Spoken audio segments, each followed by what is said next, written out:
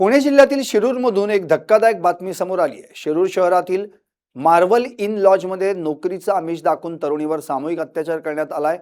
तरुणीला पांढऱ्या रंगाची पावडर खायला दिल्यानंतर तिच्यावर अत्याचार केल्याचं पीडितेनं तक्रारीत म्हटलंय। विशेष म्हणजे 2 दिवसांपूर्वी याच लॉजमध्ये अंमली पदार्थांप्रकरणी पोलिसांनी कारवाई करत दोघांना अटक केली होती।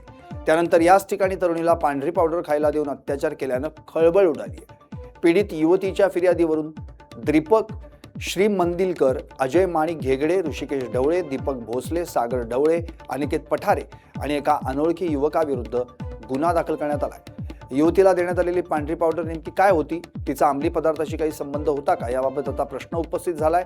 या पावडरचा तपास झाल्यानंतरच वस्तुस्थिती स्पष्ट होणार आहे। या प्रकरणाचा पुढील तपास शिरूर पोलीस करतायत। याबाबत अधिक माहिती दिली आहे आमच्या प्रतिनिधीने, पाहूयात।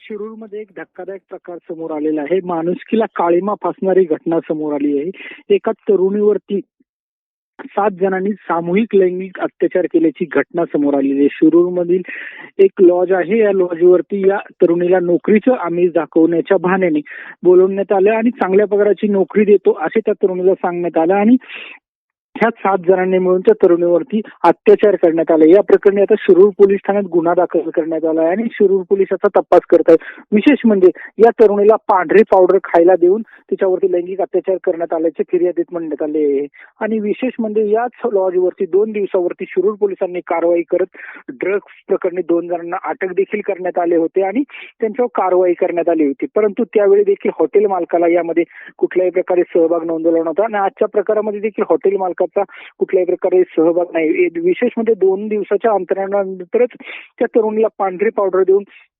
त्याच्यावरती अत्याचार करण्यात आलेले आहे। त्यामुळे या प्रकाराचे गांभीर्य देखील वाढले आणि सामूहिक अत्याचार करण्यात आल्यामुळे या प्रकारामुळे शिरूर तालुक्यात एकच खळबळ उडालेली आहे। आता या प्रकरणी शिरूर पोलीस तपास करत आहे। या प्रकरणी एका आरोपीला अटक केल्यात असल्याची प्राथमिक माहिती समोर येत आहे, परंतु अजून 6 आरोपी देखील फरार आहेत। परंतु या प्रकारामध्ये या अत्याचारामध्ये ड्रग्जचा वापर झाला असल्याची देखील चर्चा शिरूर शहरामध्ये दबक्या आवाजात येत आहे। मागील काही दिवसापूर्वी देखील शिरूरमध्ये मोठ्या प्रमाणात ड्रग्ज राखेच उघड झालं होतं आणि आता पुन्हा एकदा 2 दिवसापूर्वी ड्रग्ज सापडले होते आणि त्यानंतर आता पांढरी पावडर खायला देऊन या तरुणीवरती सामूहिक अत्याचार केल्याने शिरूर शहरात